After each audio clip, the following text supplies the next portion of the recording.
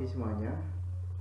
Hari ini kita akan melanjutkan materi PPKN bab yang kedua tentang perlindungan dan penegakan hukum. Topik yang pertama itu tentang hakikat perlindungan dan penegakan hukum.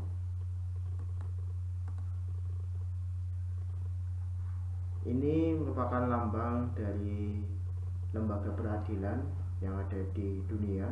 Kalian akan sering melihat lambang seperti ini.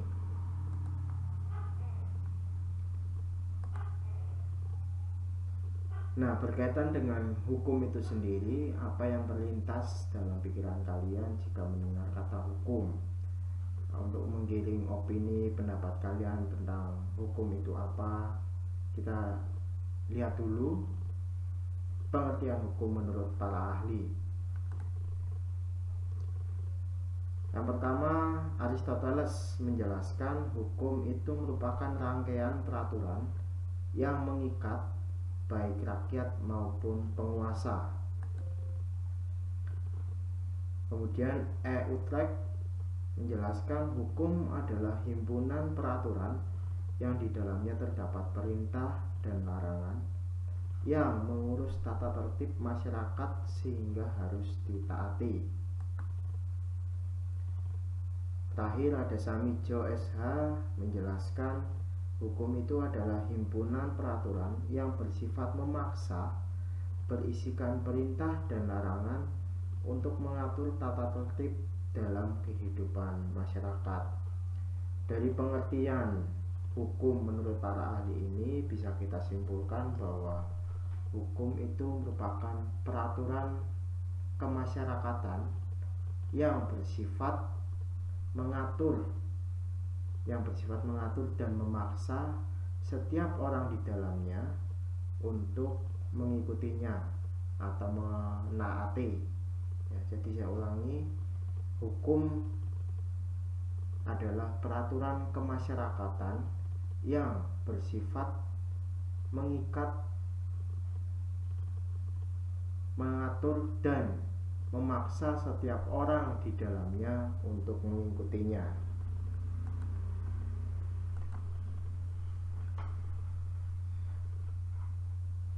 Kemudian unsur-unsur hukum yang ada di dalamnya.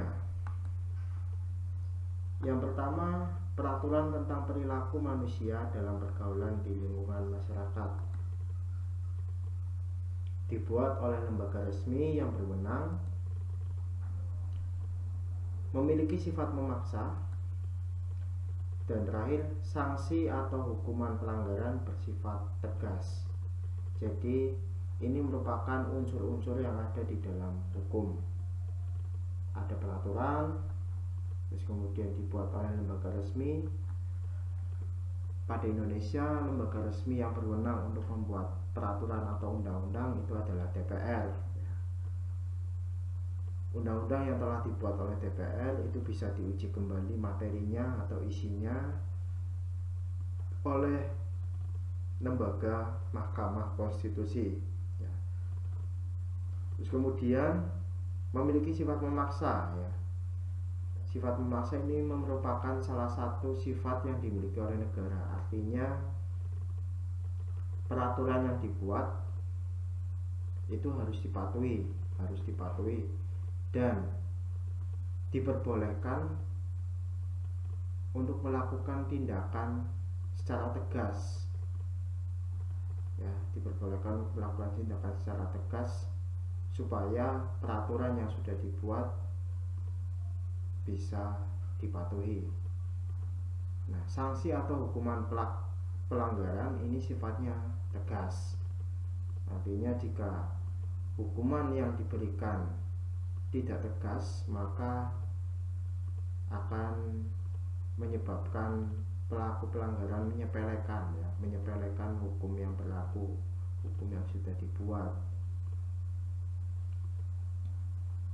Harus bersifat menjera, ya, memberikan efek jera supaya pada kemudian hari pelaku tidak melakukan pelanggaran dan kejahatan yang sama.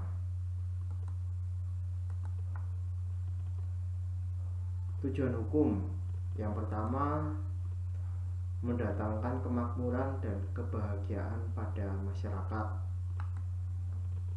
Yang kedua, menciptakan keadilan dan ketertiban. Yang ketiga, menciptakan pergaulan hidup antar anggota masyarakat.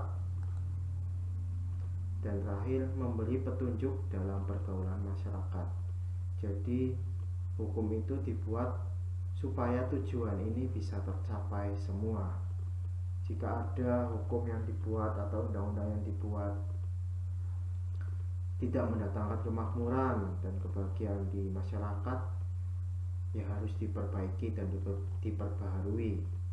Hukum itu juga harus bisa menciptakan keadilan, artinya tegas terhadap siapapun ya, tanpa memandang latar belakangnya, baik itu masyarakat kecil atau masyarakat besar, sama diperlakukan sama. Menciptakan pergaulan hidup antara anggota masyarakat ya. Jadi supaya dalam dinamika interaksi di lingkungan masyarakat ini tercipta suasana yang harmonis, nyaman, tentram, aman, damai.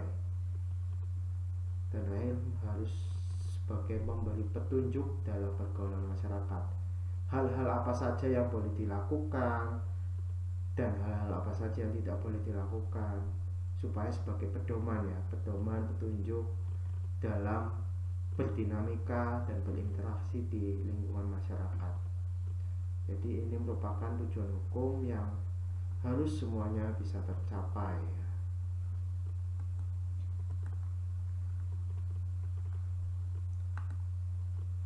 Hakikat perlindungan dan penegakan hukum. Kita ketahui bersama bahwa Indonesia merupakan negara hukum.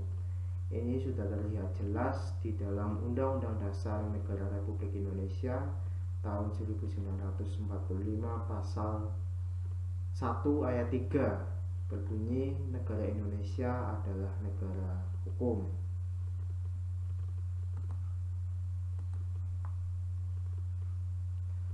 Perlindungan dan penegakan hukum. Perlindungan hukum adalah segala upaya yang dilakukan oleh penegak hukum untuk melindungi hak-hak dari subjek hukum agar hak-hak tersebut tidak dilanggar.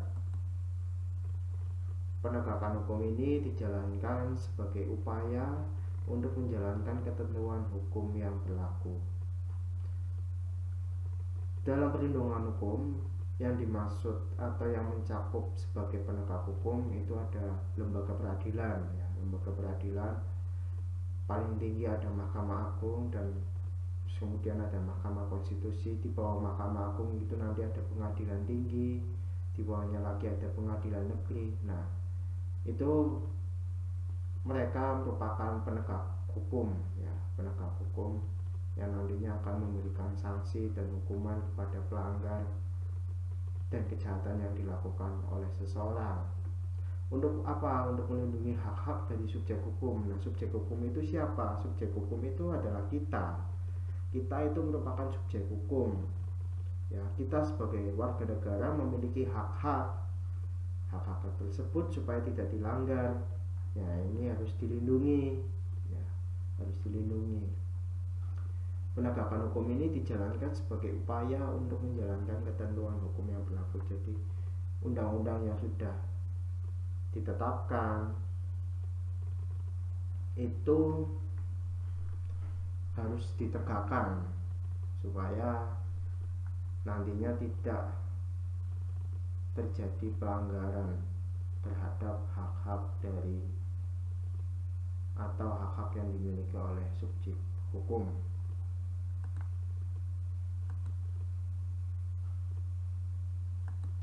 Dalam perlindungan dan penegakan hukum ini harus tegaknya supremasi hukum. Artinya dengan tegaknya supremasi hukum, maka hukum memiliki kekuasaan yang besar dalam mengatur tindakan manusia. Jika supremasi hukum ini tidak ditegakkan, ya itu tadi yang akan terjadi, menyepelekan, melalaikan aturan-aturan yang sudah dibuat supaya tertib. Nah, jika ini tidak ditegakkan, ya yang akan terjadi ya berantakan, tidak nyaman, tidak kondusif dan sebagainya. Tegaknya keadilan. Hukum memberikan keadilan untuk melindungi hak setiap warga negara tanpa memandang ras, agama, status maupun jabatan subjek hukum. Jelas ya. Dan terakhir, mewujudkan perdamaian. Dengan tegaknya hukum, maka keadilan dalam memastikan hak-hak setiap subjek hukum akan terwujud. Ketika ini semua bisa ditegakkan, suasana damai itu pasti akan terwujud. Walaupun kita ketahui bersama, hukum yang ada di Indonesia masih belum sempurna ya, dalam artian penegakan hukumnya masih belum sempurna, masih ada oknum-oknum dari penegak hukum itu sendiri yang malah melakukan pelanggaran atau kelalaian dalam menegakkan hukum. Begitupun juga kita masyarakat Indonesia yang masih sering melalaikan atau melakukan pelanggaran dan kejahatan. Ya, itu.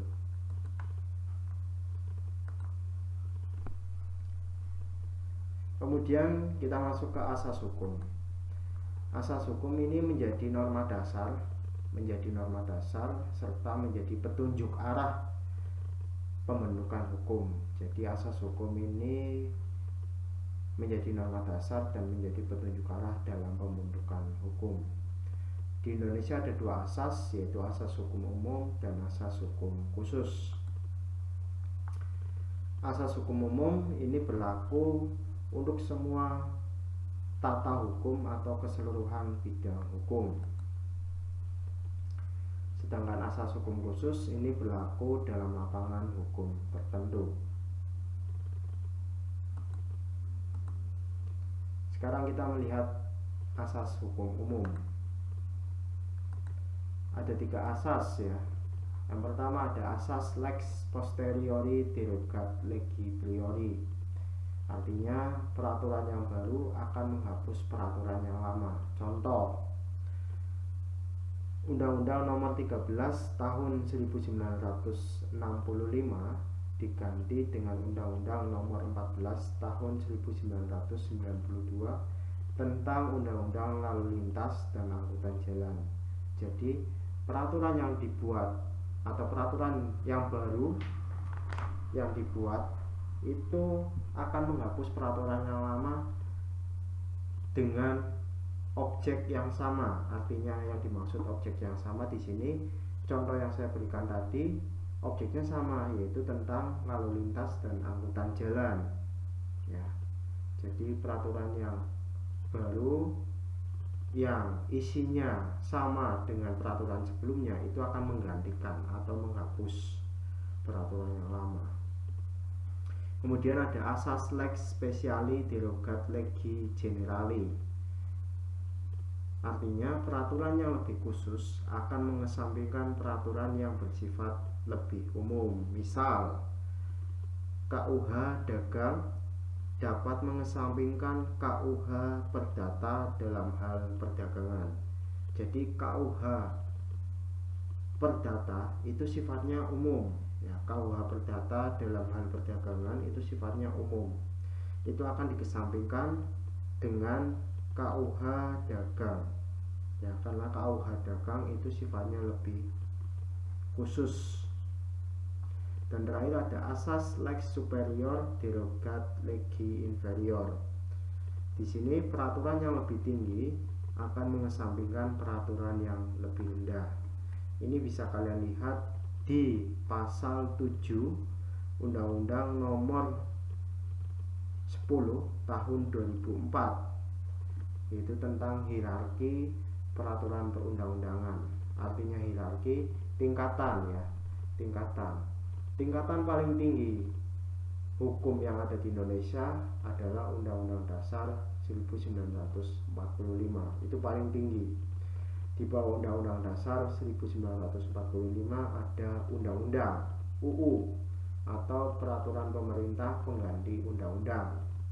Di bawahnya lagi nanti ada Peraturan Pemerintah di bawahnya lagi ada peraturan presiden, dan paling bawah itu nanti ada peraturan daerah.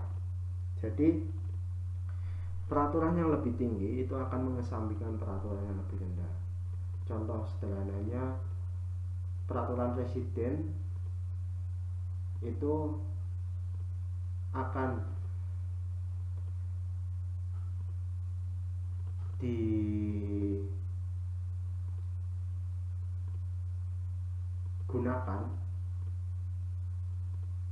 peraturan presiden itu yang dibuat itu akan diutamakan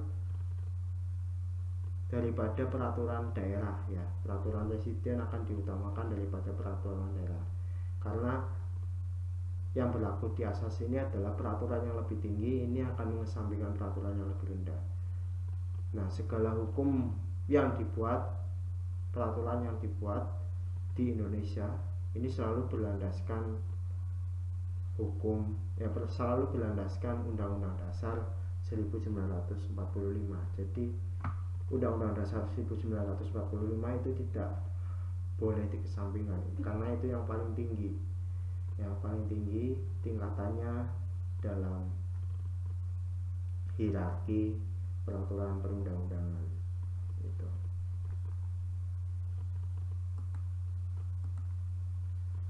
Setelah asas hukum umum, kita masuk ke asas hukum khusus.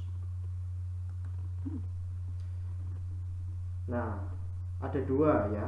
Pada hukum pidana berlaku asas praduga tidak bersalah dan sebagainya. Terus pada hukum perdata berlaku asas pacta sunt servanda. Nah, yang perlu kalian ketahui adalah pengertian dari hukum pidana itu sendiri.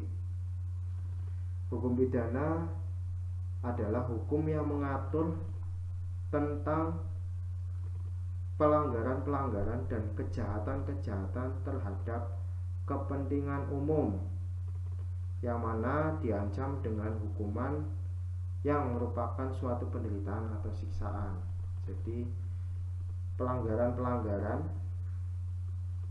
dan kejahatan-kejahatan terhadap kepentingan hukum yang mana nanti akan diancam dengan hukuman yang merupakan suatu penderitaan atau siksaan. Jadi hukuman itu merupakan konsekuensi dilanggarnya atau ya konsekuensi dilanggarnya kepentingan umum ya. Kepentingan umum ya contohnya ya terjadi pembunuhan, terus terjadi penganiayaan, penculikan, itu merupakan tindakan-tindakan pidana ya, karena sudah melanggar kepentingan umum ya.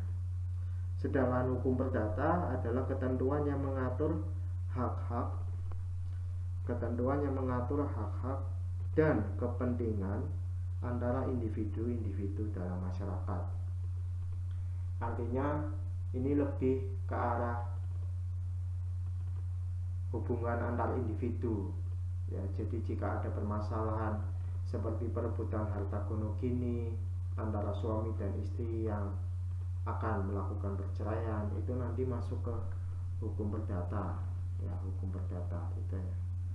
Nah, dalam hukum pidana ini berlaku asas praduga tidak bersalah. Artinya selama seseorang tersebut belum dijatuhkan atau belum dijatuhi vonis oleh hakim, maka kita harus mengedepankan asas praduga tidak bersalah ya. Jadi sebelum adanya vonis dari hakim, kita masih mengedepankan asas praduga tidak bersalah, karena bisa saja nanti ketika diadili orang tersebut malah dinyatakan bebas ya. Maka ada istilahnya tersangka ya, tersangka. Nah, tersangka itu belum tentu bersalah, tapi jika statusnya sudah dinaikkan menjadi terdakwa, nah itu sudah dinyatakan bersalah. Karena apa? Karena sudah ada kekuatan hukum yang mengikat ya, sudah ada kekuatan hukum yang mengikat, maka statusnya dinaikkan dari tersangka menjadi terdakwa. Kemudian ada asas nebis in idem, artinya seseorang tidak dapat diadili untuk kedua kalinya dalam perkara yang sama. Ya, seseorang tidak dapat diadili untuk kedua kalinya dalam perkara yang sama. Dan terakhir ada asas legalitas. Asas legalitas ini menentukan bahwa tiap-tiap perbuatan pidana, ya tiap-tiap perbuatan pidana, dan termasuk dalam perbuatan pidana adalah pelanggaran dan kejahatan, harus ditentukan sedemikian rupa oleh suatu aturan undang-undang. Tidak ada suatu perbuatan dapat dihukum tanpa ada peraturan yang mengatur perbuatan tersebut sebelumnya. Jadi jika seseorang itu melakukan penganiayaan, melakukan pembunuhan, ya itu nanti akan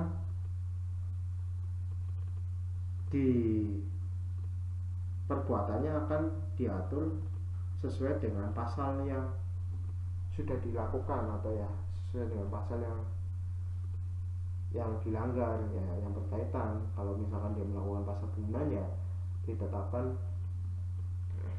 dengan pasal pembunuhan, bukan malah ditetapkan dengan pasal penipuan, ya tidak akan nyambung gitu. Asas legalitas.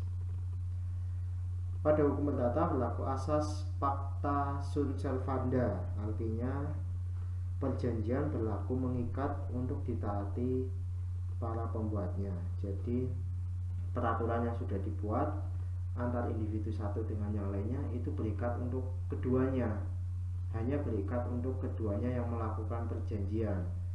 Jadi misalkan saya tidak ada di dalam perjanjian tersebut, ya perjanjian yang sudah dibuat tidak berlaku untuk saya. Karena apa? Saya tidak terlibat di dalamnya. Tetapi jika saya terlibat di dalam perjanjian itu, ya maka perjanjian tersebut mengikat bagi saya juga dengan orang lain yang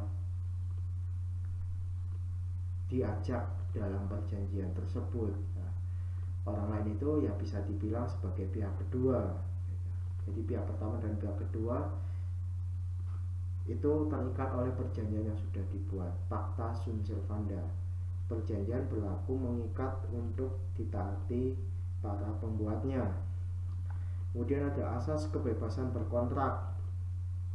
Asas kebebasan berkontrak ini terdapat dalam pasal 1338 ayat 1 KUH Perdata yang menyatakan bahwa semua perjanjian yang dibuat secara sah berlaku sebagai undang-undang bagi yang membuatnya.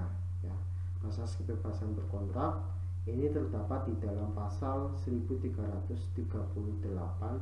ayat 1 KUH Perdata. Jadi perjanjian yang sudah dibuat secara sah berlaku sebagai undang-undang bagi pembuatnya. Ini bisa secara lisan maupun tertulis, ya bisa secara lisan maupun tertulis. Jika secara lisan, ya ada saksi yang mengetahuinya, ya ada saksi yang mengetahuinya. Dan terakhir ada asas konsensualisme. Asas konsensualisme itu merupakan asas yang berhubungan saat lahirnya perjanjian. Pada pasal 1320 ayat 1 KUH Perdata, syarat sahnya perjanjian itu karena adanya kata kesepakatan antara dua belah pihak. Jadi selama perjanjian yang dibuat belum ada kata sepakat antara kedua belah pihak, asas ini belum berlaku. Karena asas konsensualisme itu baru berlaku ketika perjanjian itu sudah disepakati oleh kedua belah pihak. Ya, ketika sudah disepakati, adanya kata sepakat di dalamnya, asas konsensualisme itu berlaku. Ya, ini merupakan penjelasan tentang materi hakikat perlindungan hukum dan penegakan hukum. Jika masih ada yang belum jelas, bisa kalian tanyakan langsung dalam kolom komentar di bawah video ini. Tetap semangat dalam belajar. Jangan lupa jaga kesehatan selalu. Tetap waspada, jaga jarak, dan jika bisa hindari kerumunan atau tempat-tempat keramaian, karena kita tidak tahu di situ apakah aman atau tidak dari virus corona ya. Jadi selalu tetap jaga kesehatan dan waspada. Jika kalian menyayangi keluarga kalian, kalian akan mematuhi protokol kesehatan yang sudah ada. Jangan lupa selalu berdoa supaya pandemi ini bisa segera berakhir, sehingga kita bisa dipertemukan kembali dalam pembelajaran tatap muka di sekolah. Selamat pagi, terima kasih, Tuhan memberkati.